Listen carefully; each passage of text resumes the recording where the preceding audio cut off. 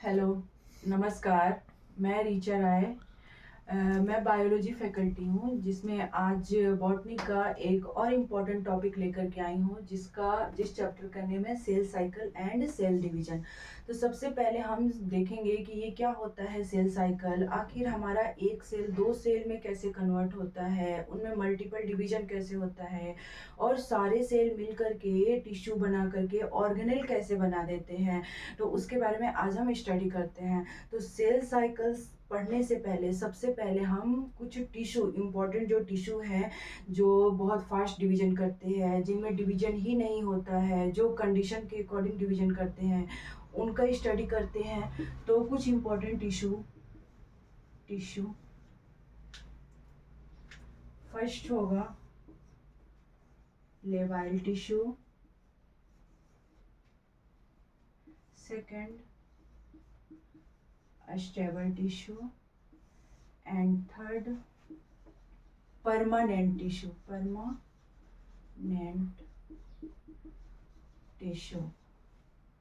अब हम देखते हैं कि ये लेवाइल टिश्यू क्या होता है, स्टेबल टिश्यू क्या होता है, एंड परमानेंट टिश्यू क्या होता है। तो सबसे पहले कुछ ऐसे टिश्यू हैं, कुछ ऐसे सेल्स होते हैं जो बहुत फास्ट डिवीजन करते हैं, फास्ट मल्टीपल डिवीजन। इनमें बहुत फास्ट मल्टीपल डिवीजन होता है और produce two new cells. Example, जैसे हमारा जो स्किन सेल है वो बहुत ही फास्ट डिवीजन करता है, या हमारा ये गैस्ट्रो इंटेस्टिनल सेल, वो भी बहुत फास्ट डिवीजन करता है। बट स्टेबल टिश्यू क्या होता है कि स्टेबल टिश्यू अगर हमारा कोई सेल इंजर्ड हो गया या कोई सेल डेड हो गया, तो उस कंडीशन में नया सेल बनाता है। ऐसे नहीं कि थोड़ा सा सेल ये मैच्योर हो रहा है तो फिर न्यू सेल बना है। बहुत फास्ट डिवीजन नहीं करता है ये। इसका डिवीजन होता है according to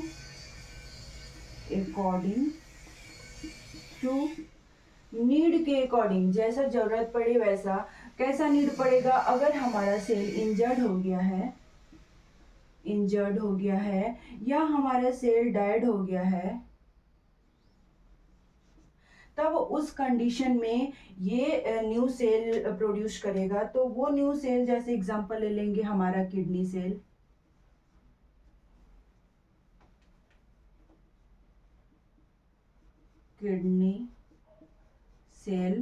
liver cell and pancreas cell. अब कुछ ऐसे टिश्यू होते हैं जो न्यू बनते ही नहीं है, एक बार खत्म हो गए यानी कि खत्म हो गए, वो नया सेल नहीं बना सकते हैं। अगर हमारा स्किन डैमेज होता है, स्किन सेल मैच्योर होता है, डैमेज होता है, डेड होता है, तो ये लाइवल टिश्यू बहुत ही फास्ट न्यू सेल प्रोड्यूस करने लगते हैं। और स्टेबल में क्या होता है कि अगर हमारा टिश्यू इंजर्ड हो गया या डेड हो गया, उस कंडीशन में ये न्यू सेल का प्रोडक्शन करेंगे। तो एग्जाम्पल किडनी सेल में वैसा होगा स्टेबल, और लिवर सेल में एंड पैनक्रियाज सेल में। परमानेंट टिश्यू क्या होता है कि परमानेंट टिश्यू अगर एक बार खत्म हो गया तो खत्म हो गया, यानी कि ये मल्टीपल डिवीजन नहीं करेगा। Never formed new cells. Example, अगर हमारा न्यूरॉन सेल को कुछ हो गया तो फिर नया न्यूरॉन नहीं बन सकता है। अगर हमारा ये न्यूरॉन सेल्स हो गया, ये नहीं बना सकता है। अगर हमारा heart cell, example heart cell, अगर हमारा हार्ट में जो प्रेजेंट सेल है अगर वो डैमेज हो जाते हैं तो वो न्यू सेल नहीं बना सकते हैं। अगर हमारा जो मेमोरी ग्लैंड का जो ये हमारे माइंड का जो न्यूरॉन सेल है अगर वो डिस्ट्रॉय हो जाता है, इंजर्ड हो जाता है या डेथ हो जाता है उसका, तो वो न्यू सेल नहीं बनाता है, तो उस सेल को हम परमानेंट टिश्यू के कैटेगरी में रखते हैं। एंड जो जरूरत पड़ने पे नीड के अकॉर्डिंग जो सेल न्यू सेल का फॉर्मेशन करता है उसे हम स्टेबल के कैटेगरी में रखते हैं। एंड वैसा सेल जो जरूरत पड़ने पे क्या वो बहुत ही फास्ट मल्टीपल डिवीजन करता है, स्किन सेल्स हो गया, गैस्ट्रोइंटेस्टिनल सेल्स हो गया, तो ये सारे के सारे हमारे लाइबल की कैटेगरी में रखेंगे। अब हम देखते हैं कि हमारा बात आता है कि ठीक है हम तो समझ गए कि बहुत फास्ट डिवीजन होगा, न्यू सेल्स बनेगा, फिर नीड के अकॉर्डिंग डिवीजन होगा, न्यू सेल्स बनाएगा, और कुछ भी हो जाए न्यू सेल्स बनाएगा ही नहीं बनाएगा। तो ये न्यू सेल्स बनाने का प्रोसेस क्या है, ये कैसे न्यू सेल्स बनते हैं, एक सेल से दो सेल कैसे बनते हैं, तो वही आज हम स्टडी करेंगे, cell cycle.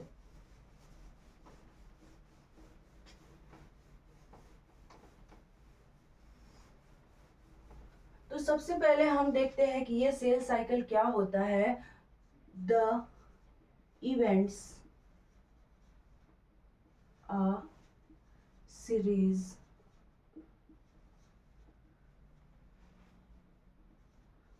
of cell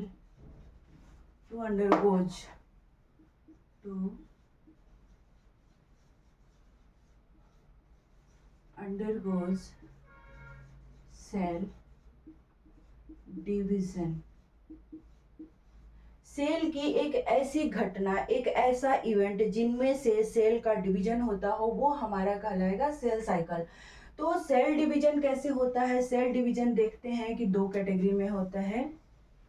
first category को हम कहते हैं इंटरफेज,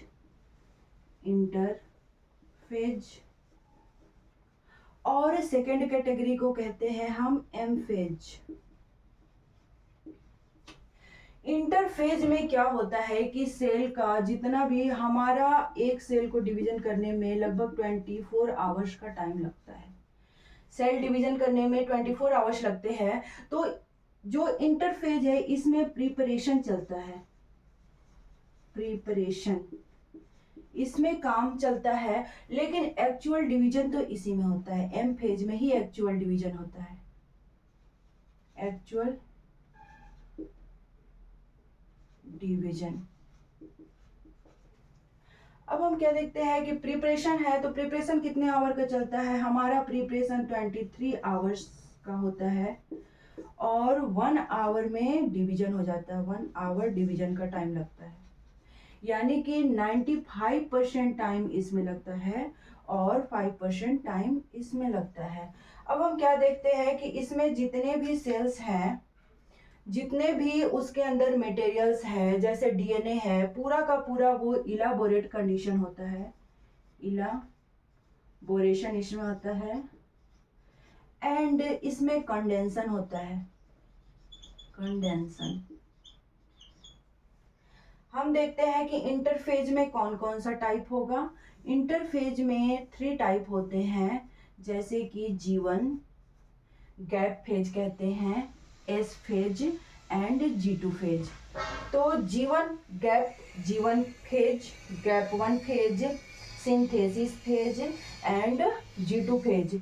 अब हम क्या देखते हैं कि G1 फेज में क्या होता है, एस फेज में क्या होता है, और G2 फेज में क्या होता है, कंडेंसेशन में क्या होता है।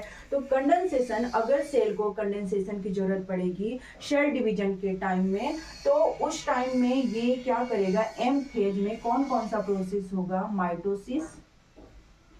माइटोसिस होता है, फिर सेकेंड मियोसिस होता है, meiosis first, and third meiosis second. Mitosis first है, तो माइटोसिस क्या काम करता है कि जो बस ये सेल का डिवीजन करता है। अगर हैप्लॉइड सेल है तो ये हैप्लॉइड सेल ही बनाएगा, माइटोसिस में बस सेल डिवीजन होगा, लेकिन उसका अगर डीएनए हैप्लॉइड टर्म में है तो वो हैप्लॉइड टर्म में ही रहेगा। वो डिप्लॉइड है तो वो डिप्लॉइड ही रहेगा, हैप्लॉइड नहीं बनेगा माइटोसिस फेज में। इसलिए इस फेज को हम इक्वल डिवीजन या इक्वेशनल फेज भी कहते हैं। इक्वल डिवीजन फेज मतलब कि 2n है तो 2n ही बनाएगा, भले वो दो सेल बना दे, लेकिन अंदर का मटेरियल जो भी है वो सेम रहेगा। जैसे पेरेंट का है, जैसे मदर सेल है, वैसे ही दोनों डॉटर सेल बनेंगी। तो इसलिए सेम टू सेम कॉपी बन रहा है, इसलिए इसे हम माइटोसिस को क्या कहेंगे, इक्वल डिवीजन फेज। अब हम पढ़ते हैं कि G1 फेज में क्या काम होता है, S फेज में क्या होता है, G2 फेज में क्या होता है। तो सेल साइकिल, ह्यूमन बॉडी में सेल साइकिल यानी कि सेल डिवीजन में 24 आवर्स लगते हैं, जिसमें 23 आवर्स प्रिपरेशन चलता है। सारा का सारा काम उसमें फॉर्मेशन होता है, प्रोटीन बनाएगा, ऑर्गेनेल डबल करेगा, जो डीएनए का अमाउंट है, डीएनए कंटेंट है वो डबल करेगा। लेकिन एक जो लास्ट फेज है वो 5% ही टाइम लेता है, यानी कि 1 आवर का ही टाइम उसमें लगता है, जिसे हम एम फेज कहते हैं। ये एक्चुअल डिवीजन, मेन तो काम इसी में होते हैं। जैसे हम अगर नीट की प्रिपरेशन कर रहे होते हैं तो पूरा साल नीट की प्रिपरेशन करते हैं, यानी कि 365 डेज हम नीट का प्रिपरेशन में लगा देते हैं। तो अगर हमारा पूरा ईयर 365 डेज का है तो उसमें से हम 364 डेज तो प्रिपरेशन में लगाते हैं, और 1 डे हमारा मेन काम होता है जो एग्जाम होता है। तो सेल डिवीजन भी यही करता है कि सबसे पहले 23 आवर तो पूरा का पूरा प्रोटीन बनाएगा, ऑर्गेनेल डबल करेगा, जो डीएनए का कंटेंट है वो डबल करेगा। लेकिन जो 1 आवर बचा है वो इसके लिए बहुत खास है, बहुत इंपॉर्टेंट है, जिसमें कि सेल हमारा डबल डॉटर सेल में टूटेगा। अब अगर daughter cell same to same है, जितना पेरेंट का था कंटेंट उतना ही डॉटर का कंटेंट गया, तो उस कंडीशन को हम इक्वेशनल डिवीजन फेज कहते हैं। अगर हम ईस्ट की बात करते हैं, इन ईस्ट, तो इसमें हमारा सेल डिवीजन में 90 मिनट का टाइम लगता है। हम इसके आगे भी स्टडी करते हैं।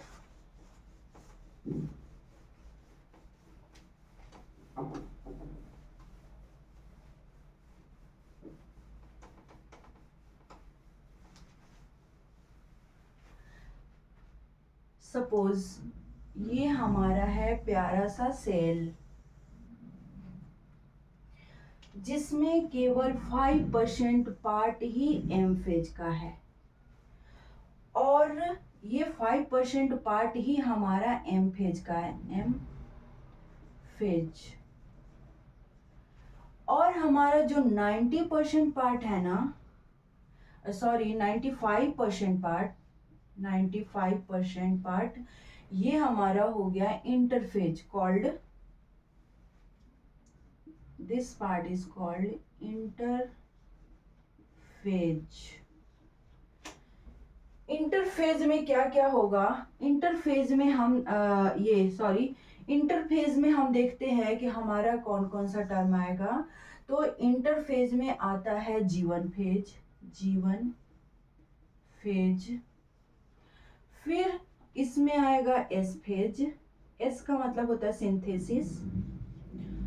एंड लास्ट में आएगा G2 phase, G2 phase. G1 phase क्या काम करता है, फिर एम फेज में कौन कौन सा होता है, तो माइटोसिस होता है, माइटोसिस एंड मियोसिस होता है, मियोसिस। तो एम फेज में अगर माइटोसिस और मियोसिस होता है, फिर माइटोसिस और मियोसिस किसके थ्रू होता है, तो उनमें 2 सेल डिवीजन होता है। एक होगा कैरियोकाइनेसिस,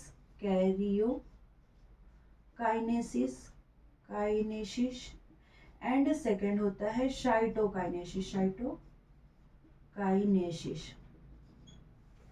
हम पढ़ते हैं एक एक करके, जीवन फेज क्या होता है, एस फेज क्या होता है। तो सबसे पहले कुछ भी चीज बनाने के लिए हमारे बॉडी में अगर हम कुछ बोल रहे हैं तो हमारे माइंड में प्रोटीन की रिक्वायरमेंट होती है, हमें प्रोटीन चाहिए होता है ताकि हम आगे फंक्शन परफॉर्म कर सके। इसीलिए इसी तरह जीवन फेज को भी प्रोटीन की रिक्वायरमेंट होती है। तो सबसे पहले ये प्रोटीन बनाएगा, प्रोटीन बनाता है, प्रोटीन सिंथेसिस करता है। फिर उसके बाद क्या काम करेगा, ऑर्गेनेल को डबल करेगा, ऑर्गेनेल डबल करता है। तो वो कौन कौन सा ऑर्गेनेल डबल करता है, तो इनमें जो प्रेजेंट है न्यूक्लियोलस, न्यूक्लियोलस को डबल करेगा, न्यूक्लियर मेम्ब्रेन को डबल करेगा, न्यूक्लियर मेम्ब्रेन, मेम्ब्रेन को डबल करेगा, फिर इंडोप्लाज्मिक रेटिकुलम को डबल करेगा एंड गोल्जी बॉडी को डबल करेगा, गोल्जी बॉडी, इसको ये डबल करता है। जीवन फेज क्या काम करेगा कि ऑर्गेनेल को डबल करना है। सबसे पहले ये ऑर्गेनेल को डबल करने से पहले प्रोटीन बनाने लगेगा ताकि इसे एनर्जी की रिक्वायरमेंट होगी।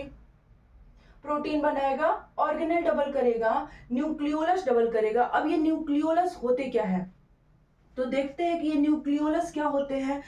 न्यूक्लियोलस में क्या होता है कि अगर हमारा ये है क्रोमोसोम जो पूरा कंडेंस्ड कंडीशन में पड़ा हुआ है, अगर इस क्रोमोसोम को हम क्या करते हैं, यहाँ पे है सेंट्रोमियर, सेंट्रोमियर से पूरा बंधा हुआ है, रैप किया गया है, सेंट्रोमियर।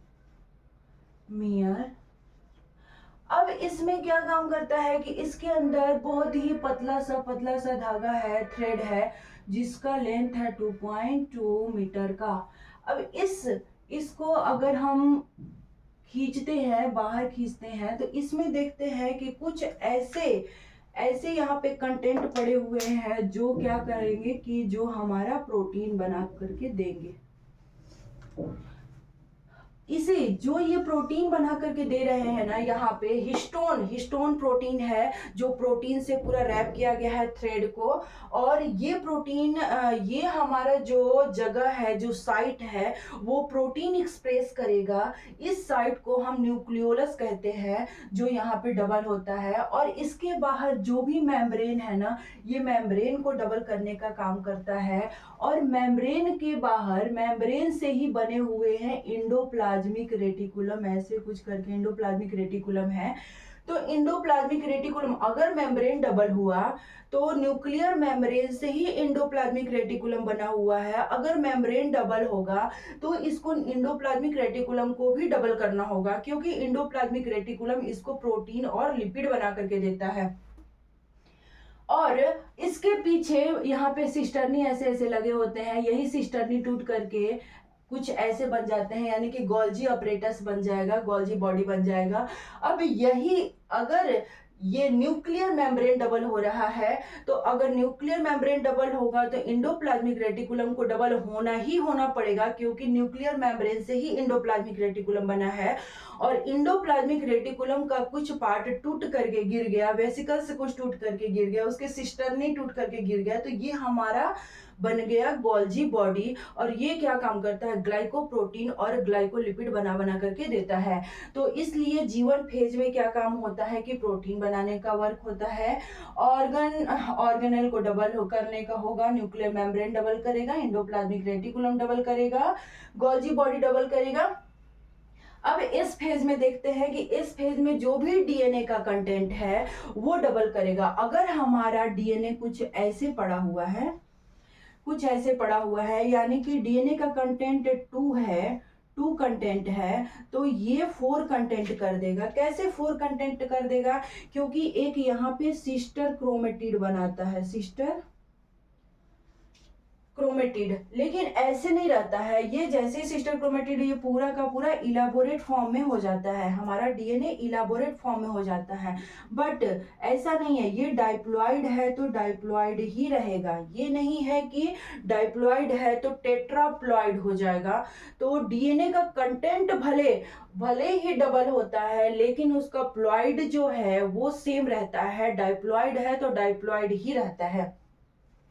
अब इसमें देखते हैं कि सेंट्रो, ये एस फेज क्या और क्या काम करता है, तो सेंट्रोसोम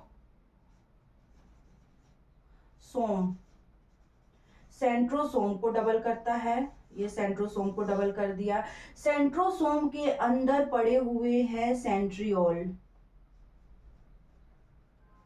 ये सेंट्रियोल को भी डबल करेगा। तो इस फेज में कौन कौन सा फंक्शन परफॉर्म होता है, इस फेज में हमारा डीएनए का जो भी कंटेंट है वो डबल होगा, लेकिन प्लॉइडी में कोई चेंज नहीं होगा। जो प्लॉइडी है यानी कि हैप्लॉइड डाइप्लॉइड है तो डाइप्लॉइड ही रहेगा, हैप्लॉइड नहीं होगा। और इसका जो सेंट्रोसोम है वो हमारा डबल हो जाएगा, और सेंट्रोसोम के अंदर जो कंटेंट पड़ा हुआ है, सेंट्रियोल पड़ा है, वो भी हमारा क्या होगा, डबल होगा। इतना हो गया, प्रोटीन बन गया, न्यूक्लियर मेम्ब्रेन बन गया, न्यूक्लियर मेम्ब्रेन को डबल कर लिया गया, न्यूक्लियोलस को डबल कर लिया गया, इंडोप्लाज्मिक रेटिकुलम को डबल कर लिया गया, गोल्जी ऑपरेटस को भी डबल कर लिया गया। अब हमारा बचा क्या, G2 फेज। तो देखेंगे कि इस G2 फेज में क्या फंक्शन परफॉर्म होता है। तो अभी 2 ऑर्गेनेल बचे हुए हैं जो काफी इंपॉर्टेंट है, जो हमें एनर्जी बना करके देंगे, प्लांट को फूड प्रोवाइड करेंगे, प्लांट को फूड बना करके देंगे। तो उन्हें उस ऑर्गेनेल को बनाने के लिए भी, कुछ भी चीज बनाने के लिए हमारे बॉडी में प्रोटीन की रिक्वायरमेंट होती है। तो सबसे पहले ये भी क्या काम करेगा, ये भी प्रोटीन बनाता है। G2 फेज प्रोटीन सिंथेसिस करेगा। उसके बाद क्या काम करता है कि माइटोकॉन्ड्रिया बना करके देगा, माइटोकॉन्ड्रिया को डबल करेगा, माइटोकॉन्ड्रिया जो पावर हाउस है हमारा, यानी कि एनर्जी करेंसी बना बना करके देता है, एनर्जी का जो सिक्का है, करेंसी है, वो हमें बना बना करके देता है। और क्या बनाएगा, तो क्लोरोप्लास्ट बनाता है, क्लोरोप्लास्ट, जिस वजह से प्लांट अपना फूड प्रिपेयर कर सकते हैं।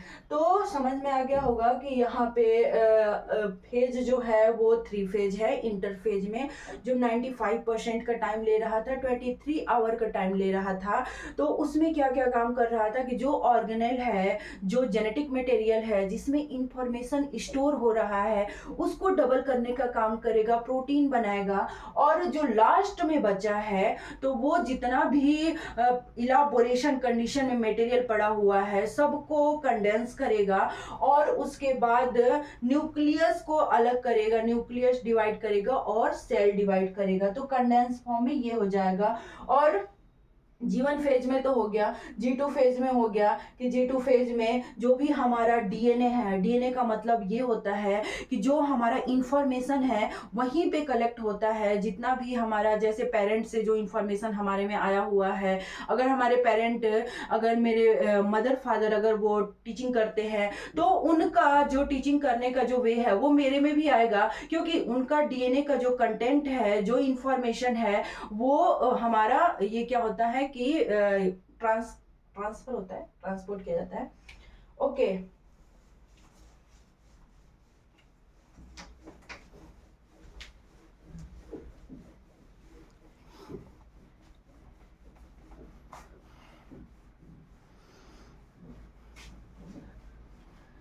एक और टर्म आता है G0 फेज, G0 फेज। तो हम देखते हैं कि G0 फेज क्या होता है। तो सबसे पहले तो हमारा सेल प्रोटीन बनाया, हमारा सेल क्या काम किया, प्रोटीन बनाया। उसके बाद ऑर्गेनेल को डबल किया, ऑर्गेनेल डबल किया।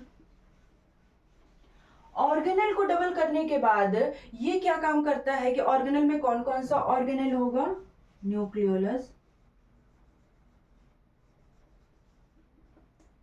न्यूक्लियर मेम्ब्रेन,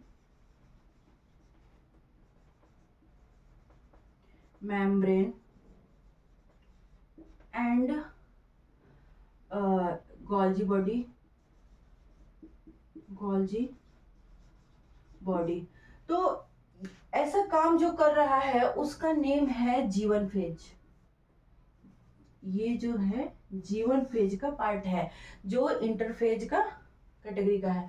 अब आगे बढ़ते हैं तो हमारा आ जाता है एस फेज। एस फेज में क्या काम होता है कि डीएनए का जो भी कंटेंट है, डीएनए कंटेंट डबल किया जाता है।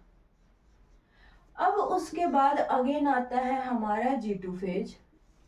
G2 फेज में भी क्या फंक्शन परफॉर्म करेगा, ये भी प्रोटीन सिंथेसिस करेगा, प्रोटीन सिंथेसिस। फिर उसके बाद ये भी ऑर्गेनेल डबल करेगा, ऑर्गेनेल। अब ये कौन कौन सा ऑर्गेनेल डबल करेगा भाई, तो ये कौन सा ऑर्गेनेल डबल करता है, तो जो हमें एनर्जी देता है, एनर्जी करेंसी पावर हाउस कहते हैं, जो प्लांट को फूड फोटोसिंथेसिस करने को देता है, उस ऑर्गेनेल को ये डबल करता है। यानी कि ये माइटोकॉन्ड्रिया को डबल करेगा, माइटोकॉन्ड्रिया, एंड क्लोरोप्लास्ट को डबल करेगा, क्लोरोप्लास्ट। सारा मटेरियल डबल हो गया, सारा ही इलाबोरेट कंडीशन में पड़े हुए हैं। अब आगे गए हैं, हमारा माइटोसिस होता है, माइटोसिस। अगेन मियोसिस होता है, मियोसिस फर्स्ट एंड टू। तो हम देखते हैं कि माइटोसिस हुआ, मियोसिस फर्स्ट एंड सेकेंड हुआ, तो इसमें 2 टाइप का सेल फॉर्म होता है, 2 सेल बनता है। एक पेरेंट से 2 सेल बना, 2 से 4 सेल बना, जो भी है, सपोज 2 सेल बना, तो हम क्या देखते हैं कि एक ऐसा सेल बना है जो स्किन सेल है, यानी कि लेबाइल सेल है। तो ये सेल क्या काम करेगा कि फिर अगेन जा करके जीवन फेज में जाएगा, प्रोटीन बनाएगा, ये भी ऑर्गेनेल डबल करेगा, और फिर डीएनए कंटेंट डबल करेगा, फिर आगे जाएगा, फिर दूसरे सेल को नया सेल बनाएगा, दूसरा दिन, सेकेंड डे। लेकिन ये सेल क्या काम करता है कि ये परमानेंट सेल हो गया है, जैसे हार्ट सेल हो गया या न्यूरॉन सेल हो गया। तो ये वाला जो सेल बना है ये परमानेंट सेल है। अब ये सेल भी जाने की कोशिश करता है जीवन में, ये भी गया जीवन में, लेकिन जीवन बोलता है कि ठीक है भाई, तुम यहाँ, जी तो गया, ये जी है, दोनों ही जी है। अब जी है तो जी में कौन सा जी है, अगर वो फंक्शन करता है तो इसको जीवन की कैटेगरी में कर देते हैं। अगर वो एक्टिव है, प्रोटीन बना सकता है, ये ऑर्गेनेल डबल कर सकता है, डीएनए कंटेंट आगे बना सकता है, तो सारा फंक्शन परफॉर्म कर सकता है, तो उसे हम जीवन की कैटेगरी में रखेंगे। अगर ऐसा है कि वो तो आया जीवन के पास, लेकिन वहां पे कोई प्रोटीन नहीं बनाया, कोई ऑर्गेनेल नहीं बनाया, जीवन यहाँ पे आकर के, जी आकर के यहाँ पे इनएक्टिव हो जाता है। अगर जी एक्टिव हुआ तो फिर यही बन जाएगा। लेकिन यहां तो देखा गया कि जी एक्टिव ही नहीं है, जी प्रोटीन बना ही नहीं पा रहा है, ऑर्गेनेल डबल कर ही नहीं पा रहा है, तो इसे हम किस कैटेगरी में रखते हैं, इसे हम परमानेंट टिश्यू कैटेगरी में रखते हैं। यानी कि ये जो सेल है वो हार्ट सेल या किडनी न्यूरॉन सेल बनाएगा, और इसका हम नाम दे देते हैं जी0 फेज या इनएक्टिव फेज या क्वेसेंट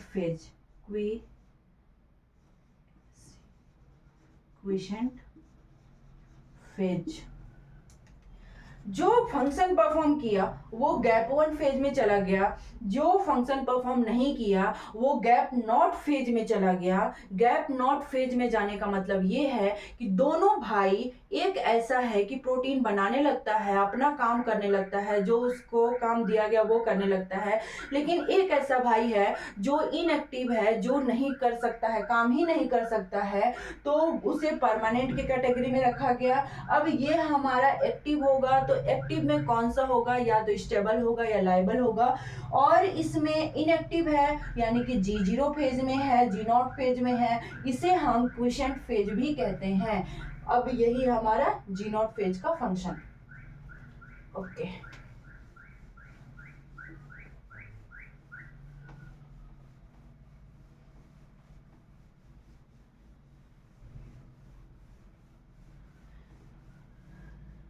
हमने क्या स्टडी कर लिया, जी0 के बारे में हम समझ गए, जी1 के बारे में समझ गए, एस के बारे में समझ गए, और जी2 के बारे में। जी नॉट में क्या काम करेगा कि ये परमानेंट है, कोई प्रोटीन नहीं बनाएगा, कोई ऑर्गेनेल डबल नहीं करेगा, इनएक्टिव फॉर्म में रहेगा, तो उस फेज को हम permanent phase, permanent tissue, question tissue या जी नॉट टिश्यू या इनएक्टिव फेज कहते हैं। जीवन में क्या काम होता है कि ये प्रोटीन बनाता है, प्रोटीन बनाने का काम करेगा, ये स्टेबल या लायबल टिश्यू होगा, और इसमें क्या काम होता है कि ऑर्गेनेल डबल होगा, जैसे न्यूक्लियर मेम्ब्रेन डबल हो जाएगा, उससे जो जेनरेट हो रहा था इंडोप्लाज्मिक रेटिकुलम डबल हो जाएगा, उससे निकला हुआ जो सिस्टर्नी है, ट्यूबल्स है, उसको हम गोल्जी बॉडी कहते हैं, वो डबल कर देगा। अब उसके बाद एस फेज में आता है, तो एस फेज में जितना भी डीएनए का कंटेंट है, जितना भी इंफॉर्मेशन बेसिस मटेरियल है, वो सारे को उसके कंटेंट को डबल करेगा, लेकिन प्लॉइडी को डबल नहीं करता है। प्लॉइडी डाइप्लॉइड है, तो ये डाइप्लॉइड ही रहेगा। G2 फेज में क्या काम होता है कि G2 फेज में ये फंक्शन परफॉर्म तो करेगा, तो सबसे पहले ऑर्गेनेल को डबल करने से पहले कोई भी अगर ऑर्गेनेल को डबल कर रहे हैं, तो उससे पहले इन्हें प्रोटीन बनाने की रिक्वायरमेंट होगी, तो ये भी सबसे पहले क्या काम करता है, प्रोटीन बनाता है। फिर उसके बाद एनर्जी करेंसी पावर हाउस बनाता है, ये माइटोकॉन्ड्रिया को डबल करता है, फिर प्लांट में क्लोरोप्लास्ट को डबल करता है। अब हमारा तो इंटरफेज हो गया। इंटरफेज के बारे में हम स्टडी कर लिए। अब हम पढ़ते हैं एम फेज जो एक्चुअल डिवीजन कर रहा था।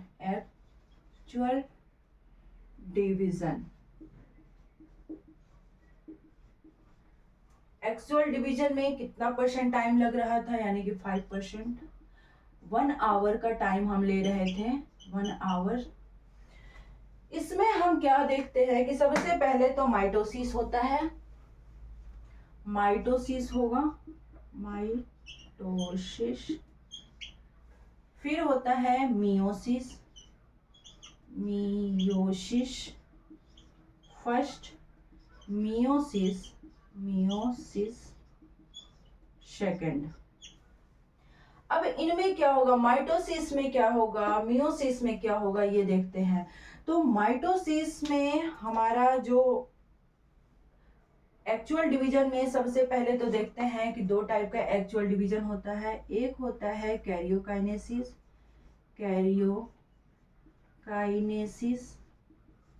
और सेकंड हो जाएगा हमारा साइटोकाइनेसिस। कैरियोकाइनेसिस में क्या क्या होता है, कैरियोकाइनेसिस में एक ट्रिक लिखेंगे, पीएम आते होंगे, PMAT।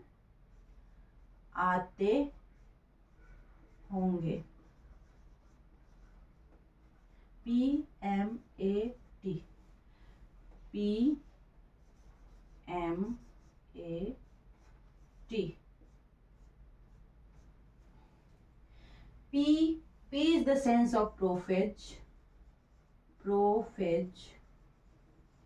M is metaphage.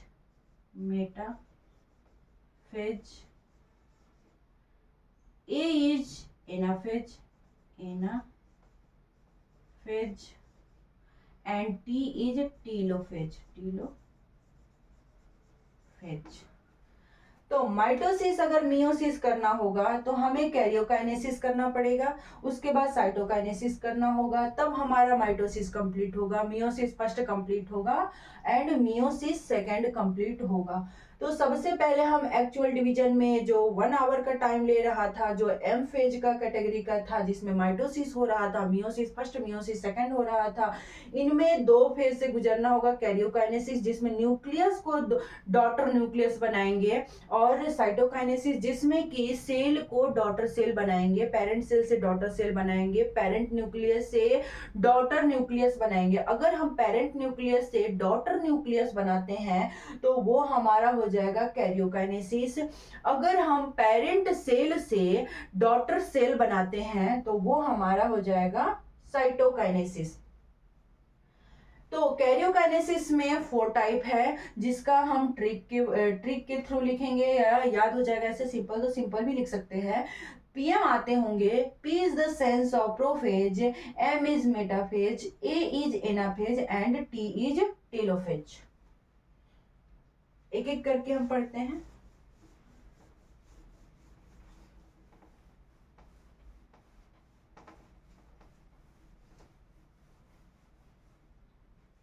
Mitosis, mitosis, इसे हम इक्वल डिवीजन भी कहते हैं, इक्वल डिवीजन, बिकॉज ये डाइप्लॉइड से डाइप्लॉइड डॉटर सेल बनाता है। माइटोसिस में हम पढ़ते हैं कैरियोकाइनेसिस के बारे में सबसे पहले। कैरियोकाइनेसिस,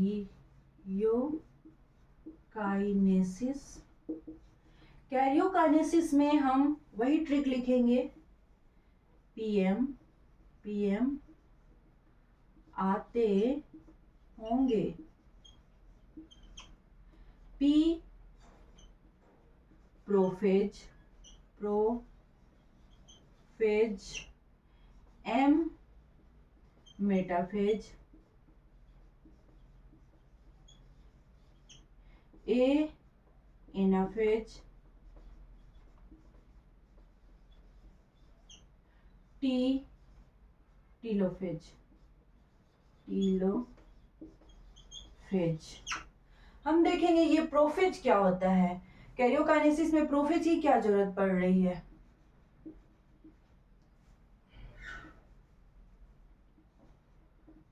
प्रोफेज, प्रोफेज में क्या देखते हैं कि जो भी हमारा इलाबोरेट कंडीशन है, इलाबोरेशन मटेरियल है, पूरा का पूरा फैला हुआ मटेरियल है, उस मटेरियल को ये कंडेंस करने की कोशिश करेगा। तो प्रोफेज में दो टाइप से ये कंडेंस करेगा, कंडेंस तो करेगा, कंडेंस तो करेगा ही इलाबोरेट को, इलाबोरेट मटेरियल को, फैले हुए मटेरियल को कंडेंस करने की कोशिश करेगा।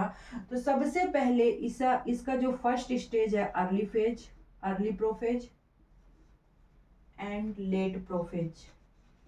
अर्ली प्रोफेज में क्या काम करता है कि स्टार्ट टू कंडेंस, यहां से कंडेंस करना स्टार्ट करता है, स्टार्ट टू कंडेंस्ड, एंड यहां पे आकर के इसका कंडेंसेशन कंप्लीट हो जाता है, कंप्लीट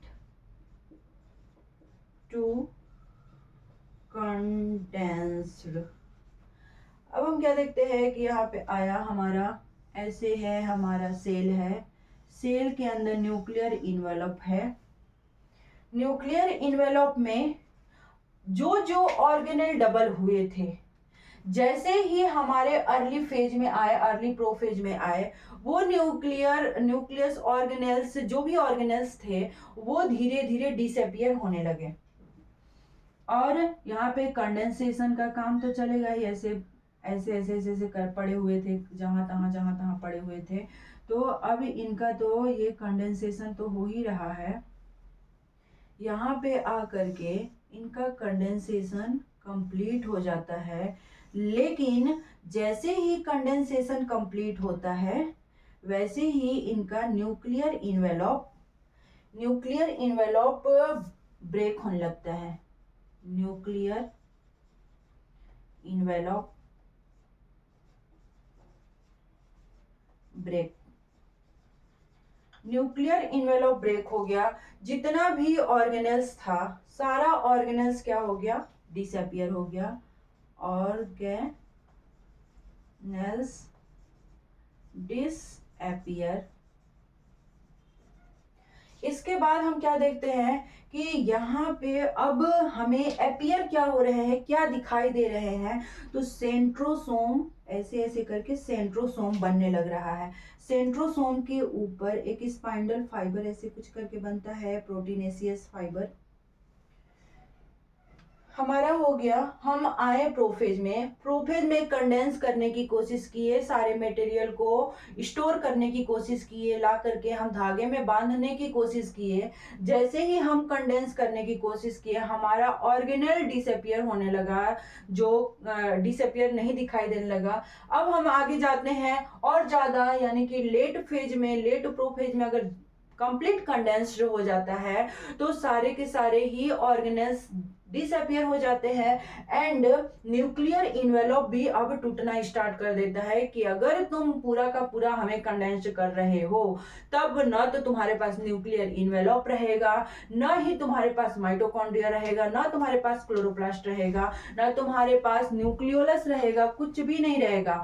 इसलिए तुम कंडेंस्ड करना बंद करो। लेकिन नहीं, हमें तो आगे बढ़ना है, तो हम ठीक है बर्दाश्त कर लेंगे।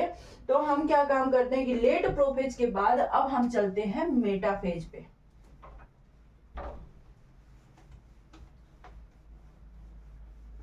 मेटाफेज,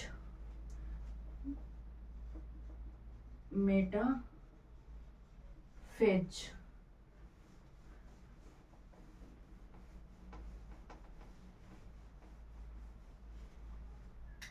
मेटाफेज में हम क्या देखते हैं, ये हमारा है न्यूक्लियस, न्यूक्लियर इन्वेलप, ये अब यहाँ पे क्या हुआ कि न्यूक्लियर इन्वेलप पूरे के पूरे डिसअपियर हो गए। सेल के अंदर से जो न्यूक्लियर इन्वेलप जो ब्रेक डाउन हो रहा था, यहाँ पूरा का पूरा डिसअपियर हो गया। और जो सेंट्रोसोम था, सेंट्रोसोम वो अब क्या काम करने लगता है, अपोजिट पोल पे जाने लगता है, अपोजिट पोल पे गया। उसके बाद जो ये हमारा डीएनए था, डीएनए इसको क्या काम करता है कि इसका जो सिस्टर ऐसे कुछ करके था, इसको अब इक्वेटर पे आकर के सामने सामने ऐसे रहना पड़ता है। तो मेटाफेज में हम क्या लिखेंगे, मेटाफेज में न्यूक्लियर इन्वेलप, न्यूक्लियर मेम्ब्रेन या इन्वेलप, मेम्ब्रेन डिसअपियर हो गया हमारा, डिसअपियर हो गया। इसके बाद क्या काम किया कि ये सेंट्रोसोम है वो अपोजिट पोल पे गया, centrosome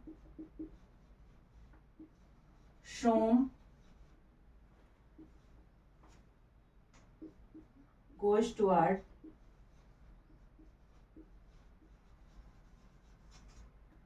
opposite pole,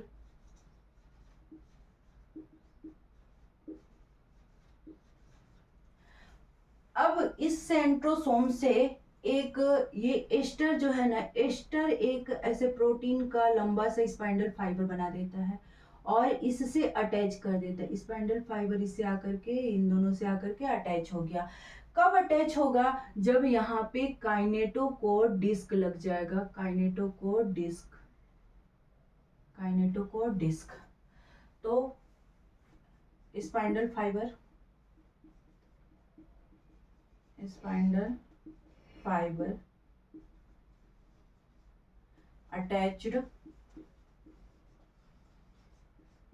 to disc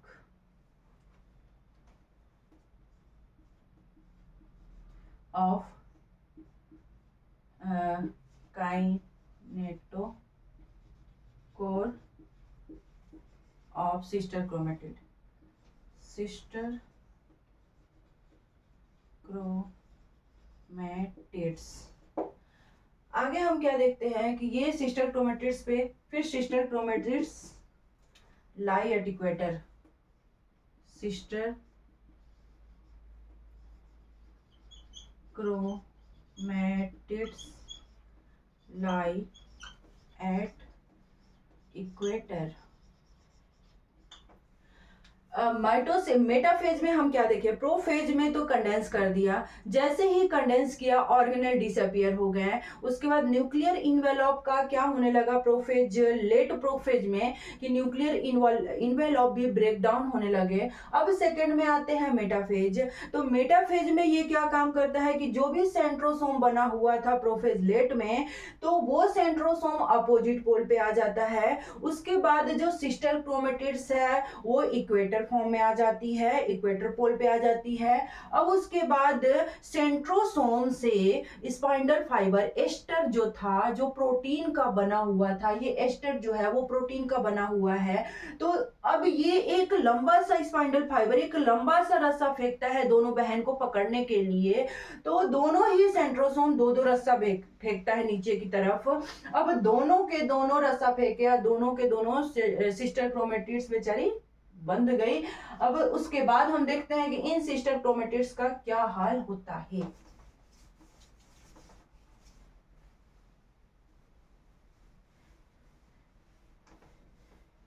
anaphase, anaphase, anaphase में हम क्या देखें कि ये जो सिस्टर क्रोमेटिड्स है ना, यहाँ पे हमारा है सेंट्रोसोम, सेंट्रोसोम के अंदर ऑर्गेनेल्स है सेंट्रियोल, ये है सेंट्रियोल, ये है सेंट्रोसोम, सेंट्रोसोम। फिर उसके बाद ये इधर से एस्टर निकला, प्रोटीन का बना हुआ है, इधर से भी एस्टर निकला है, प्रोटीन का बना हुआ है। ये एस्टर एक लंबा सा स्पाइंडल फाइबर बनाता है, ये भी एस्टर एक लंबा सा स्पाइंडल फाइबर बनाता है। उसके बाद बीच में प्रेजेंट है सिस्टर क्रोमेटिड्स, बीच में ऐसे प्रेजेंट है हमारी प्यारी सी सिस्टर क्रोमेटिड्स। अब ये सिस्टर क्रोमेटिड्स ये तो सेंट्रोमियर से बंधे हुए है ही, उसके बाद उसके ऊपर एक डिस्क बन जाता है, काइनेटोकोर कहते हैं, इस डिस्क को काइनेटोकोर कहते हैं, काइनेटोकोर कहते हैं। ये बीच वाला जो एक दूसरे बहन को बंद करके रखा है ये है सेंट्रोमियर, सेंट्रोमियर। इसके अंदर जो ऑर्गेनेल्स प्रेजेंट है इसे हम कहते हैं सेंट्रिओल, सेंट्रिओल। ये हो गया प्रोटीन से बना हुआ स्पाइंडल फाइबर, स्पाइंडल फाइबर। हमारा ये है प्यारा सा सेल, इनकी बात हो रही है।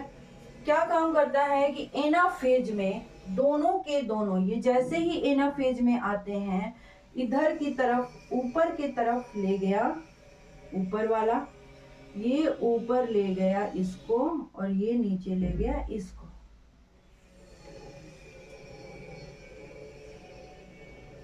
फिर इसमें भी वही करेगा, इसमें भी ऊपर ले गया नीचे ले गया, दोनों बहन को पकड़ के ले गया। अलग अलग सिस्टर क्रोमेटिड्स इसमें क्या हो गए, सेपरेट हो गए। तो सेपरेट सिस्टर क्रोमेटिड्स, सेपरेट हो गई। अब आता है सिस्टर क्रोमेटिड्स को अलग कर दिया गया, उन्हें खींच करके गुंडे ले गए। अब आता है भाई को गुस्सा, टेलोफेज को।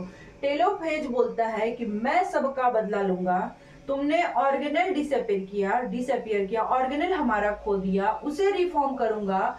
फिर उसके बाद जो भी हमारा न्यूक्लियर मेम्ब्रेन था, जो भी हमारी सिस्टर क्रोमेटिड्स थी, सबको मैं लौटा करके लाऊंगा। तो ये काम है टेलोफेज का। एनाफेज तो ले गया,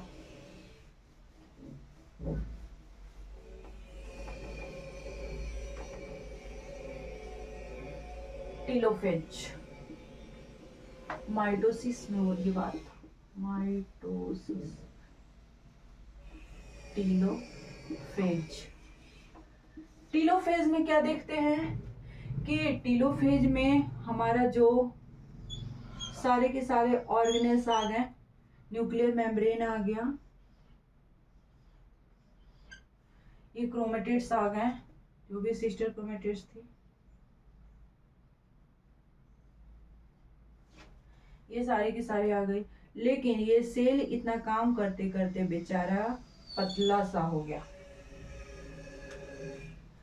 ये तो हो गया, यानी कि टेलोफेज अपना बदला ले लिया, जितने ऑर्गेनेल्स थे सारे ऑर्गेनेल्स को। उसके बाद सेंट्रोसोम को तो डिसअपियर ही कर दी। इसमें सेंट्रोसोम ऑर्गेनेल्स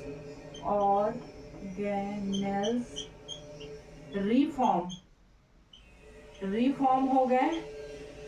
उसके बाद न्यूक्लियर सारे ऑर्गेनेल्स रिफॉर्म हो गए। सेंट्रोसोम को भगा दिया गया, सेंट्रोसोम डिसअपियर, जिनकी वजह से सारे के सारे हमारे डिसअपियर हो गए थे ऑर्गेनेल, उसी को भगा दिए। कौन भगा दिया, टेलोफेज भगा दिया। अब इसका ये कैरियोकाइनेसिस यहाँ पे आकर हुआ खत्म। अब करता है ये साइटोकाइनेसिस,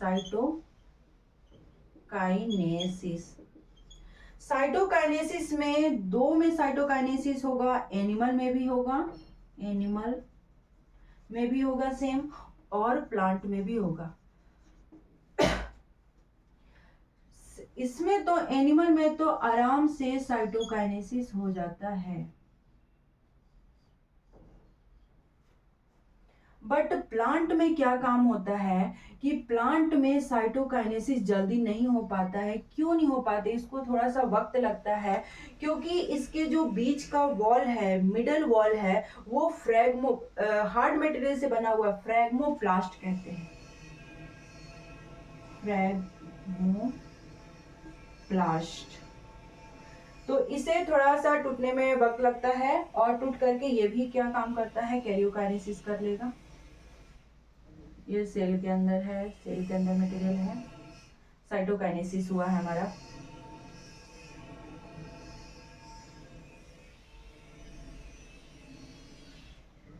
माइटोसिस हमारा हुआ कंप्लीट। माइटोसिस में हमने क्या किया, प्रोफेज कराया। प्रोफेज में जितना भी इंफॉर्मेशन मटेरियल थे, जितना भी डीएनए का कंटेंट था, सबको, सारे इलाबोरेशन को हम कंडेंस्ड किए। तो जैसे ही हम प्रोफेज लेट में जाते हैं, उस टाइम में क्या काम होता है कि सेंट्रोसोम आ जाता है। जैसे ही सेंट्रोसोम आता है तो उसके बॉडी के अंदर प्रोफेज स्टेज में सेल के बॉडी के अंदर जो भी ऑर्गेनेल्स थे वो सारे के सारे डिसअपियर होने लगे। उसके बाद न्यूक्लियर इन्वेलप भी ब्रेक डाउन होने लगा, और जैसे ही न्यूक्लियर इन्वेलप ब्रेक डाउन होने लगता है, ये थर्ड स्टेज में जाता है, और सेकेंड स्टेज मेटाफेज में जाता है। मेटाफेज में जैसे जा रहा है तो उसमें जो सेंट्रोसोम है वो अपोजिट पोल पे जाने लगते हैं, और जो उनमें सिस्टर क्रोमेटिड्स थी वो इक्वेटर पे जाने लगती, इक्वेटर पे आकर रुक जाती है। सेंट्रोसोम से एक लंबा सा धागा फेंका जाता है जिसे स्पाइंडल फाइबर कहते हैं। उस धागे से दोनों बहन को पकड़ लिया जाता है, एक नोक के थ्रू, एक डिस्क के थ्रू, जिसे हम काइनेटोकोर कहते हैं। उस काइनेटोकोर को ऐसे पकड़ लिया गया। अब दोनों ही बहन को खींच करके कब ले जाएगा, एनाफेज में ले जाएगा। अब टीलोफेज को आता है गुस्सा। टीलोफेज सबका बदला लेने का कोशिश करता है, इसलिए वो सारे ऑर्गेनेल को रिफॉर्म करता है, और जो सबसे बड़ा दुश्मन था ना, सेंट्रोसोम, उसको क्या करता है, डिसअपियर करता है। और इतना काम करते करते बेचारा टीलोफेज पतला सा हो जाता है, एकदम अंदर से पुचक जाता है। तो इसे हम कहते हैं हमारा कैरियोकाइनेसिस कंप्लीट हुआ, यानी कि हमारा दो न्यूक्लियस से दो डॉटर न्यूक्लियस में बन गया। अब उसके बाद हम क्या देखते हैं, हमें साइटोकाइनेसिस करना है। साइटोकाइनेसिस का मतलब कि एक सेल से दो सेल बनाना है, एक मदर सेल से डॉटर सेल बनाना है, डॉटर सेल में कन्वर्ट करना है। तो साइटोकाइनेसिस में हम क्या काम करेंगे, डॉटर सेल है। हम क्या देखते हैं कि ये जो सेल था, इसके अंदर जो भी मटेरियल था वो भी डाइप्लॉइड में है, और ये भी हमारा क्या है, डाइप्लॉइड में है।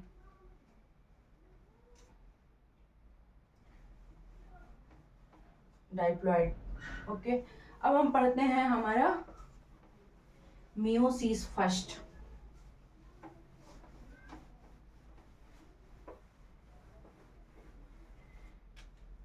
मियोसिस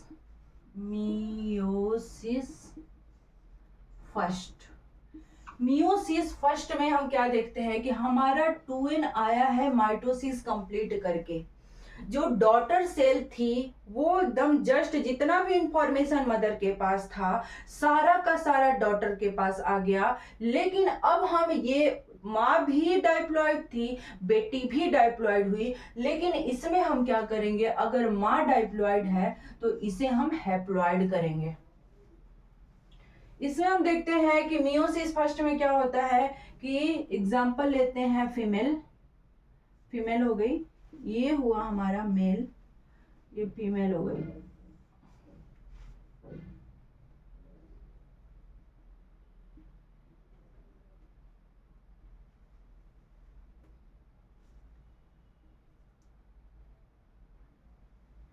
ये हमारी हो गई फीमेल। क्या देखते हैं इसमें हम डॉटर से मियोसिस फर्स्ट में क्या देखते हैं कि सबसे पहले माइटोसिस हमारा ओगोनियम था, ओगोनियम जो डाइप्लॉइड था, उसका हुआ माइटोसिस, बना हमारा प्राइमरी ओसाइट, प्राइमरी ओसाइट्स, ये भी हुआ डाइप्लॉइड ही। अब हम करेंगे मियोसिस। मियोसिस होगा, ये हमारा ये फंक्शन होता है ओवरी में, ओवरी में है। उसके बाद हम करते हैं मियोसिस। मियोसिस में ये क्या बनता है, एग बनता है जो हैप्लॉइड होता है। मेल में हम क्या देखते हैं, स्पर्मेटोगोनियम है, स्पर्मेटोगोनियम है जो कि डाइप्लॉइड में पड़ा हुआ है। अगर हमें जाइगोट बनाना है तो एक स्पेशल डिवीजन से गुजरना ही पड़ेगा जिसे हम कहते हैं मियोसिस। जाइगोट बनाने के लिए कोई भी गैमेट है उसे हम डाइप्लॉइड में नहीं छोड़ेंगे, उसको हमें हैप्लॉइड करना ही करना होगा, इसलिए हमें मियोसिस की रिक्वायरमेंट होती है। इसके बाद हुआ primary, primary spermatocyte. Primary spermatocyte में 2n है, ये हमारा हो रहा है टेस्टिस में। इसके बाद कराते हैं मियोसिस, बनता है स्पर्म जो गैमेट है, स्पर्म n हो गया। अब हम क्या काम करते हैं, एग क्या है, female gamete, female gamete plus sperm male gamete.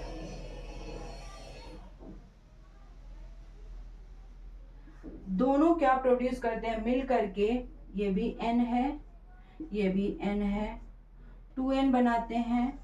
Gamete से हमारा जाइगोट बना, जाइगोट अब बेबी बनने के लिए रेडी है। तो हमें मियोसिस कराना ही कराना होगा, क्यों, क्योंकि गैमेट को डाइप्लॉइड कंडीशन में लाना होगा, इसलिए हैप्लॉइड में लाना होगा। अगर गैमेट डाइप्लॉइड ही हो गया तब तो ये ट्राइप्लॉइड हो जाएगा। जो ट्राइप्लॉइड नहीं बनाना, हमें डाइप्लॉइड बनाना है, जाइगोट बनाना है, इसलिए हमें मियोसिस की जरूरत पड़ती है। अब मियोसिस हम करने चलते हैं।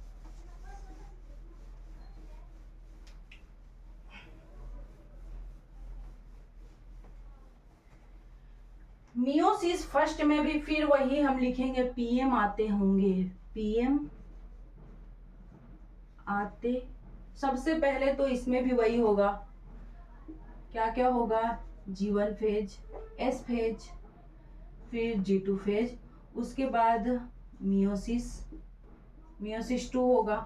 अब इसमें क्या क्या काम होगा, प्रोटीन बनेगा,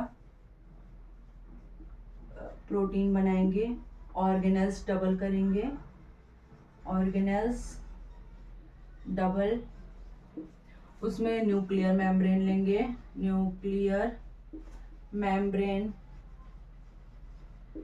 उसके बाद न्यूक्लियोलस लेते हैं, न्यूक्लियोलस लेते हैं, इंडोप्लाज्मिक रेटिकुलम डबल करेंगे, गोल्जी अपरेटस डबल करते हैं, गोल्जी अपरेटस।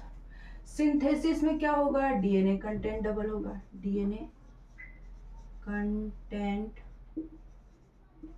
डबल। इसमें क्या होता है, प्रोटीन बनता है, ऑर्गेनेल डबल होगा। कौन सा ऑर्गेनेल डबल होगा, वही mitochondria, mitochondria and chloroplast, and chloroplast. अब मियोसिस 2 में जाते हैं, इतना कर लिए हैं। मियोसिस 2 का आता है टर्म, तो वही लिखेंगे, पीएम आते होंगे, पीएम ट्रिक है, जुगाड़, जिसे जुगाड़ कहते हैं, पीएम आते होंगे, पी एम ए टी।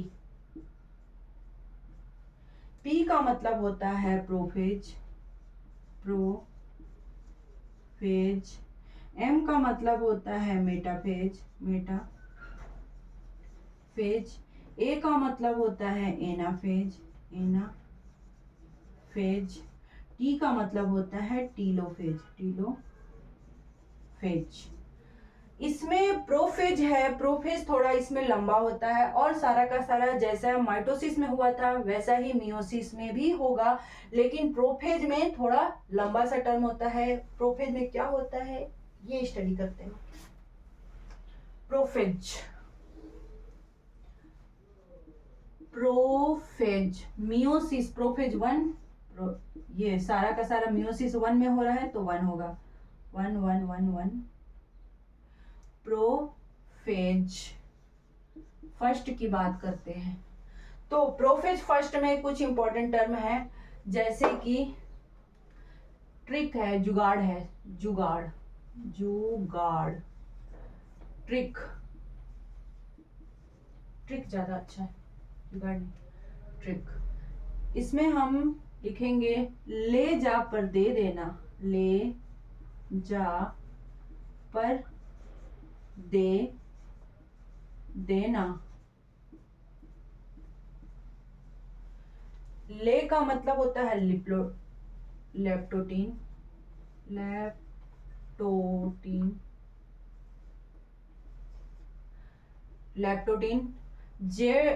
जा का मतलब होता है जाइगोटीन, पी का मतलब होता है पैचिटिन,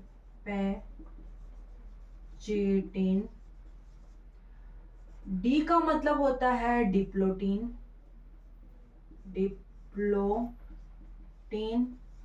एंड डी का मतलब होता है डाइकाइनेसिस,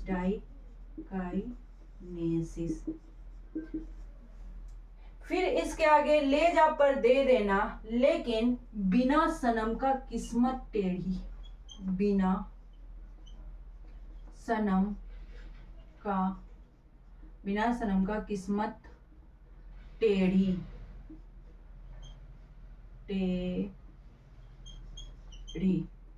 अब बिना सनम का किस्मत क्यों टेढ़ी हो गया ये देखेंगे।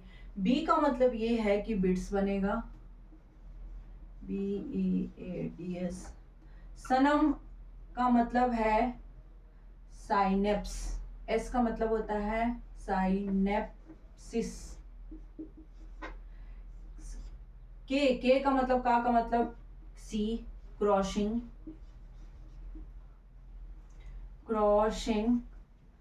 के का मतलब होता है ये कियाजमाटा, फिर टी का मतलब होता है टर्मिनेशन। अब इसका फीचर समझेंगे कि इसमें क्या क्या फंक्शन परफॉर्म होता है, इसका क्या काम है, लेप्टोटीन का क्या काम है, जाइगोटीन का उसमें क्या काम है, मियोसिस फर्स्ट में, पैचिटीन का क्या काम है, डाइप्लोटीन का क्या काम है, डाइकाइनेसिस का क्या काम है। तो प्रोफेज में तो हम आए हैं, प्रोफेज की तो बात कर रहे हैं, प्रोफेज फर्स्ट की। सबसे पहले तो प्रोफेज में हम देखेंगे कि जितना भी इलाबोरेट मटेरियल था, जितना भी फैला हुआ मटेरियल था, सबको हम समेटने की कोशिश करेंगे, सबको कंडेंस करने की कोशिश करते हैं। तो इसमें प्रोफेज में हम क्या करेंगे, कंडेंस कैसे करेंगे, तो सबसे पहले तो कंडेंस तो करेंगे ही करेंगे। इसमें early phase and let phase होता है। लेट फेज में कंप्लीट कंडेंस हो जाता है, इसमें कंडेंस होना स्टार्ट होता है। तो जब कंप्लीट कंडेंस हो गया उस टाइम में हमारा क्या होगा, न्यूक्लियर इन्वेलप, तो ये क्या होने लगेगा, न्यूक्लियर इन्वेलप टूटना स्टार्ट होगा, न्यूक्लियर इन्वेलप तो टूटना स्टार्ट होगा ही होगा। इसके बाद जो भी क्रोमोसोम है हमारा, जो भी सिस्टर क्रोमेटिड्स है, ये ऐसे बिट्स, मतलब एक मोती के जैसे बिट्स में बन जाएंगे, बट ये सामने सामने नहीं होंगे अभी बिट्स। तो हमने क्या देखा कि लेप्टोटीन में ये क्या बन गया, हमारा क्रोमोसोम कंडेंस हो करके बिट्स लाइक स्ट्रक्चर बन गया, कंडेंस होकर के बिट्स लाइक स्ट्रक्चर बनता है। उसके बाद सेकंड में जाते हैं, जाइगोटीन में क्या फंक्शन होता है, जाइगोटीन। जाइगोटीन, जैसे ही ये जाइगोटीन फेज में जाता है तो उस फेज में क्या बनने लगता है कि जो सिस्टर क्रोमेटिड्स है ना वो ऐसे इक्वेटर पे आकर के ऐसे स्टैंड हो जाती है, और सिस्टर क्रोमेटिड्स के पास ये साइनेप्स यानी कि इसके आसपास में केमिकल रिलीज होने लगता है जो एक दूसरे को डाइवैलेंट बॉन्ड से बंद कर देता है, बाइवैलेंट बॉन्ड से बंद कर देता है, इसको अटैच कर देता है। तो यहाँ पे जो केमिकल रिलीज हो रहा है इसे हम कहते हैं साइनेप्टोमिनल केमिकल। इस वजह से जो बिट्स थे ना, जो इधर उधर थे, आसपास थे, उनको सामने सामने खड़ा कर दिया जाता है, खड़ा हो जाता है जैसे ही जाइगोटीन फेज में जाएगा, और उसमें केमिकल रिलीज होने लगता है जो दोनों ही सिस्टर क्रोमेटिड्स को आमने सामने खड़ा करता है और बीच से केमिकल रिलीज करता है ताकि दोनों को होल्ड करके रख सके, दोनों इधर उधर न जा सके। तो दोनों के दोनों सिस्टर होल्ड हो गई, इस कंडीशन को कहते हैं ये साइनेप्स हो गई, साइनेप्सिस हो गया, इसमें डाइवेलेंट बॉन्ड से होल्ड हो गई, इसमें केमिकल दोनों को पकड़ करके रखा है। तो जाइगोटीन कंडीशन जो है ना, जाइगोटीन कंडीशन में साइनेप्सिस होता है। अब हम पढ़ते हैं पैचिटिन क्या होता है। पैचिटिन, पैचिटिन में अब ये सिस्टर क्रोमेटिड्स तो हमारी क्या हो गई है, न्यूक्लियर इन्वेलॉप खत्म हो गया है। सिस्टर क्रोमेटिड्स, ये सिस्टर क्रोमेटिड्स है ना, अब दोनों के दोनों पैचिटिन करने लगती है, एक्स की तरह, एक्स लाइक फिगर बनाने लगती, पैचिटिन होने लगता है, दोनों एक दूसरे से मिलने लगती है। पैचिटिन का मतलब ये होता है कि इसमें कैसे मिली, किसकी वजह से मिली। तो पैचिटिन में एक केमिकल रिलीज होता है जिसे हम कहते हैं रिकॉम्बिनेज, रिकॉम्बिनेज केमिकल। ये रिकॉम्बिनेज केमिकल क्या काम करता है कि दोनों ही सिस्टर को ले जाकर के गले मिल जाता है। जैसे ही दोनों सिस्टर गले मिलती है, थोड़ा सा उसका मटेरियल उसके अंदर, उसका मटेरियल उसके अंदर, यानी कि इसके अंदर थोड़ा सा नोड दिखाई देने लगता है। तो ये कंडीशन है, इनका क्रॉसिंग हो गया, इनका एक्स लाइक स्ट्रक्चर बन गया। तो अगर रिकॉम्बिनेशन नहीं होगा, अगर किसी बच्चे में रिकॉम्बिनेशन नहीं हो, तो अगर एक माँ बाप के 5 बच्चे हैं तो उनका रिकॉम्बिनेशन नहीं होगा, पैचिटिन नहीं होगा, तो पांचों के पांचों इतना सिमिलर होंगे कि पहचान में नहीं आएंगे। इस रिकॉम्बिनेशन की वजह से सिस्टर क्रोमेटिड्स कभी ज्यादा जाकर के अंदर चली जाती है, कभी कम जाती है, कभी ज्यादा मटेरियल देती है, कभी कम मटेरियल देती है। तो ये रिकॉम्बिनेशन होना जरूरी है। जैसे कि मैं 5 सिस्टर हूं, तो मेरी पांचों की पांचों बहनें एकदम डिफरेंट है, एकदम अलग है। क्यों? क्योंकि हमें क्या हुआ, रिकॉम्बिनेज केमिकल रिलीज हुआ होगा, और उस टाइम में हमारा जो पैचिटिन है वो डिफरेंट साइड में पैच हुए होंगे, एक दूसरे से क्रॉस हुए होंगे। तो ये है कि अलग अलग टाइम में अलग अलग प्रकार का रिकॉम्बिनेशन होता है, रिकॉम्बिनेज केमिकल अलग अलग टाइप से जुड़ते हैं, अलग अलग टाइप से उनका क्रॉसिंग होता है। इसलिए मतलब एक पेरेंट के जितने भी बच्चे हैं सारे के सारे थोड़े बहुत उनमें डिफरेंट दिखता है। किसकी वजह से? पैचिटिन की वजह से, रिकॉम्बिनेशन की वजह से। अगर रिकॉम्बिनेशन नहीं होता तो पहचानना भी मुश्किल हो जाता। अब हम देखते हैं, हमारा है डाइप्लोटिन।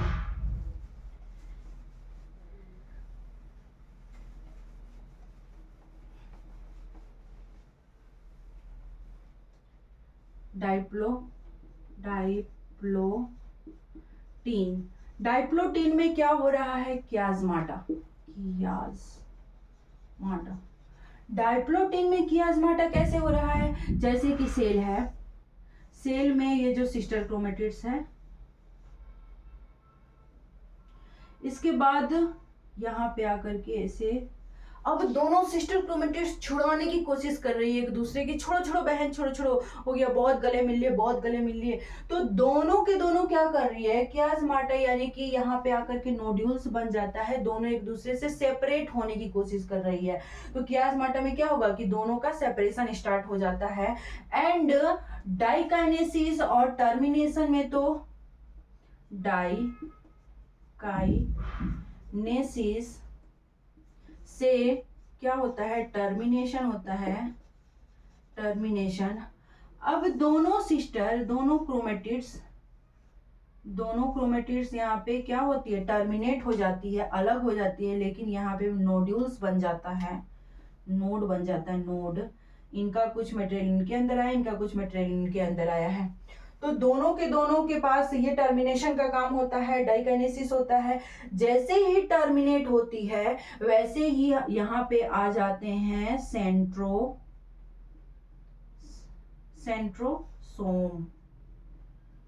सेंट्रोसोम आ गए। अब सेंट्रोसोम आ गए, तब सेंट्रोसोम क्या काम करेंगे, आगे फेज में जाएंगे। कौन सा फेज है, मेटाफेज। मेटाफेज में वही होगा,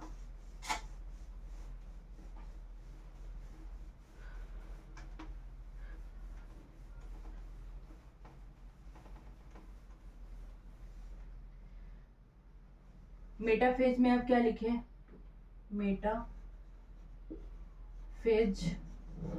मेटाफेज में complete nuclear envelope disappear, complete nuclear envelope disappear. उसके बाद क्या होगा कि जो इनका सेंट्रोसोम था वो अपोजिट पोल पे जाने लगता है। सेंट्रोसोम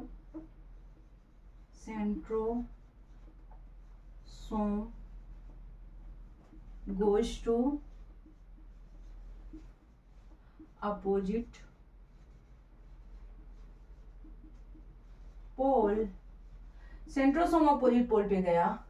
उसके बाद जो दोनों सिस्टर क्रोमेटिड्स थी उनको ऐसे ऐसे खड़ी थी, टर्मिनेट होकर के, अलग अलग होकर के, तो उनको क्या काम करेगा, ऐसे इक्वेटर पे लाई कर देगा। यानी कि सिस्टर क्रोमेटिड्स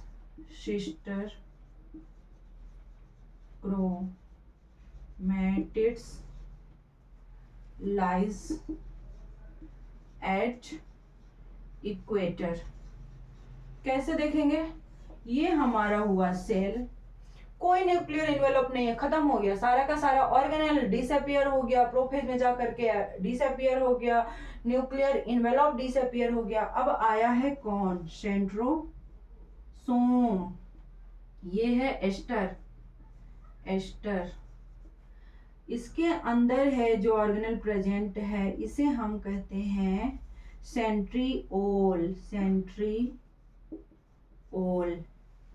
अब ये जो बाहर वाला पार्ट है उसे हम कहते हैं सेंट्रोसोम।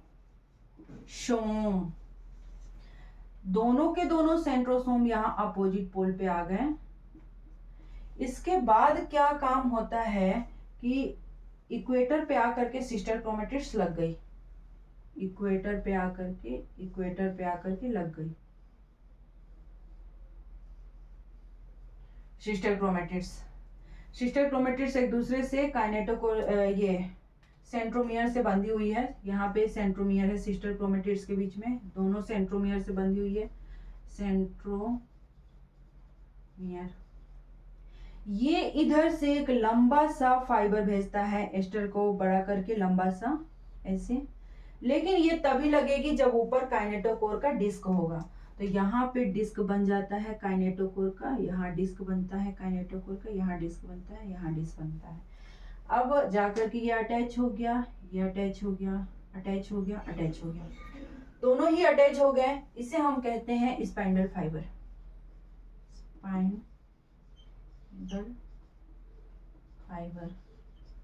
इसमें भी है सेंट्रियोल। मेटाफेज में क्या होता है कि न्यूक्लियर इन्वेलप कहीं दिखाई नहीं दे रहे हैं, बिल्कुल कंप्लीट खत्म हो गया है। Centrosome goes to opposite pole. ये सेंट्रोसोम जो एक दूसरे के साथ थे प्रोफेज में, वो एक अपोजिट पोल पे आ गए। Sister chromatids lies equator, sister chromatids equator पे आ गई। उसके बाद ये spindle fibre attach to kinetochore, kinetochore of sister chromatids. ये जो स्पाइंडल फाइबर है वो सिस्टर क्रोमेटिड्स के काइनेटोकोर डिस्क पे आकर के अटैच हो गए। अब आता है हमारा एनाफेज। एनाफेज दोनों बहन को खींच के ले जाएगा।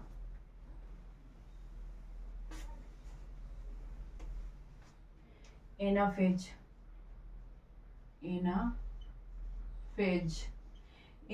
में क्या होता है कि जैसे ये सेल है, ये हमारा सेंट्रोसोम है, इसके अंदर सेंट्रियोल है, स्पाइंडल फाइबर अब छोटे होने लगेंगे, इसमें स्पाइंडल फाइबर छोटे होने लगेंगे, ये एस्टर है। अब उसके बाद ये इस सिस्टर को खींच के ले गया, ये इस सिस्टर को खींच के ले गया, ये इस सिस्टर को खींच के ले गया, ये इस सिस्टर को खींच के ले गया। दोनों ही सिस्टर को क्या कर दिया गया, सेपरेट कर दिया गया। एनाफेज में दोनों सिस्टर को खींच करके ले जाया जाएगा, यानी कि सेपरेशन ऑफ क्रोमेटिड्स। यहाँ पे क्रोमेटिड्स का सेपरेशन होगा और spindle fibre short and form, spindle fibre छोटा होने लगेगा और माइक्रोट्यूब्यूल्स भी, ये जो माइक्रोट्यूब्यूल्स है सेंट्रोसोम है वो भी छोटे होने लगेंगे।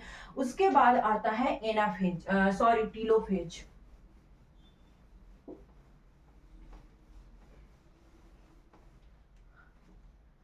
टीलोफेज, टीलोफेज में सबका बदला लेगा। क्या काम करेगा कि जो भी ये क्रोमेटिड्स है, ये क्रोमेटिड्स है,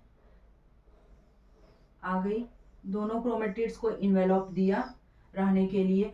ये बेचारा सारे ऑर्गेनेल्स को लेकर के आया, सारे ऑर्गेनेल्स रिफॉर्म हो जाएंगे, लेकिन सेंट्रोसोम को डिसअपियर कर देगा, न्यूक्लियर इन्वेलप इन दोनों बहन को देगा। अब उसके बाद ये क्या काम करता है कि ये बेचारा इतना काम करने के बाद ये पिचक जाता है, बीच से ही पिचक जाता है। हमारा हुआ काइनेटोकोर कंप्लीट, यानी कि दो न्यूक्लियस, क्या न्यूक्लियर इन्वेलप दो हो गए, दो दो कंटेंट हो गया। अब होता है साइटोकाइनेसिस। साइटोकाइनेसिस आता है टर्म, क्या आता है ये कि दोनों के दोनों क्या होंगे, हमारा जो ये वाला क्रोमोसोम है वो क्या होगा, सिस्टर सॉरी साइटोकाइनेसिस में सेल डिवीजन हो जाएगा, सेल डिवीजन। ये हो गया, जो n था, सॉरी 2n था, वो हमारा n फॉर्म में हो गया। अब हम चलते हैं मियोसिस सेकंड करने, जो जस्ट एकदम रिजेंबल टू माइटोसिस के इक्वल है।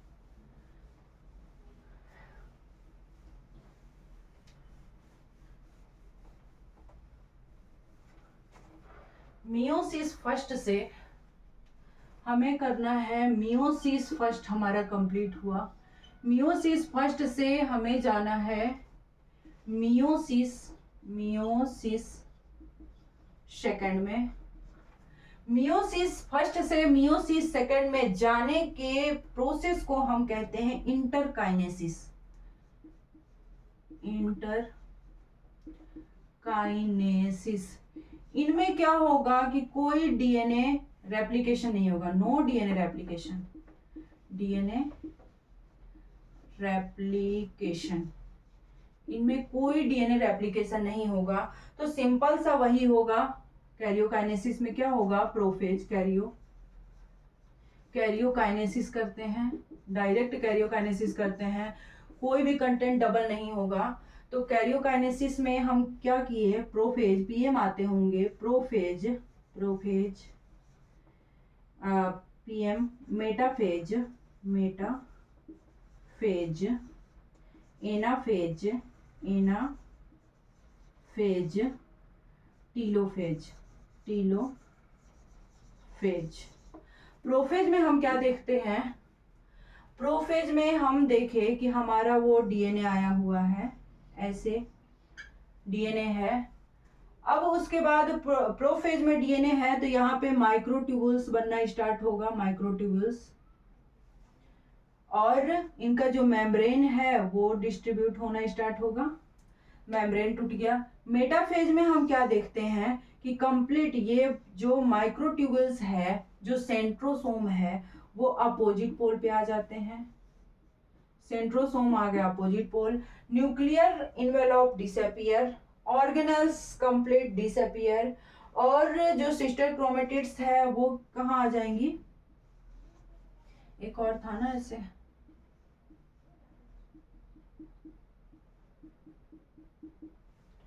सॉरी यहाँ,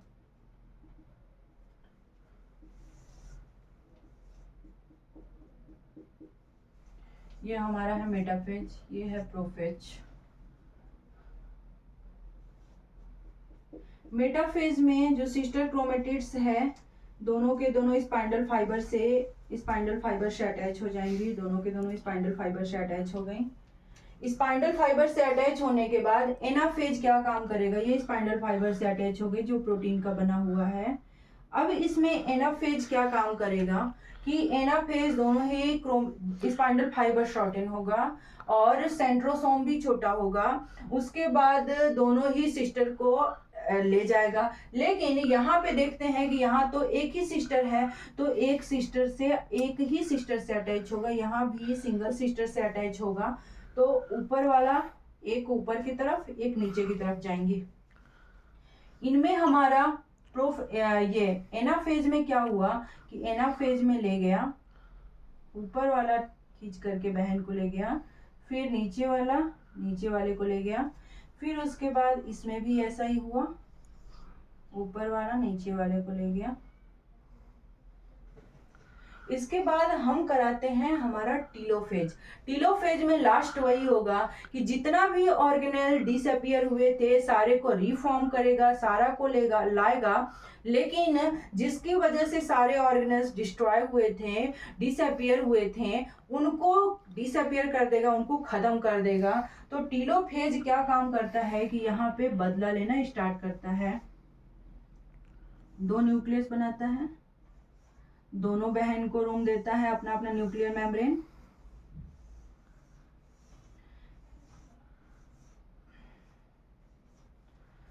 हमारा हुआ यहाँ पे कैरियोकाइनेसिस कंप्लीट। टीलोफेज क्या किया कि इस मटेरियल को, इस डीएनए को, इस क्रोमोसोम को अपना एक इन्वेलप दिया, अपना एक घर दिया, न्यूक्लियर मेम्ब्रेन रिफॉर्म करके दिया। जो ऑर्गेनेल्स है जो इन्हें खाना पीना बना करके देंगी, माइटोकॉन्ड्रिया, क्लोरोप्लास्ट, सारा इन ऑर्गेनेल्स में आ जाएगा, ऑर्गेनेल्स अंदर प्रेजेंट हो जाएंगे। लेकिन जो सेंट्रोसोम था उसको डिसअपियर कर दिया जाएगा टेलोफेज में। अब उसके बाद होता है हमारा साइटोकाइनेसिस में क्या होता है कि सारा का सारा ये बीच से वॉल टूट जाता है, यानी कि साइटोकाइनेसिस में सेल डिवीजन होता है और कैरियोकाइनेसिस में न्यूक्लियस का डिवीजन हुआ था। तो इसमें सेल डिवीजन करके ये बन गए हमारा सारा का सारा हैप्लॉइड बन गया। ये भी हैप्लॉइड था, ये भी हैप्लॉइड। हमें कितने टेट्राड मिले हैं, यानी कि टेट्राड ग्रैंड डॉटर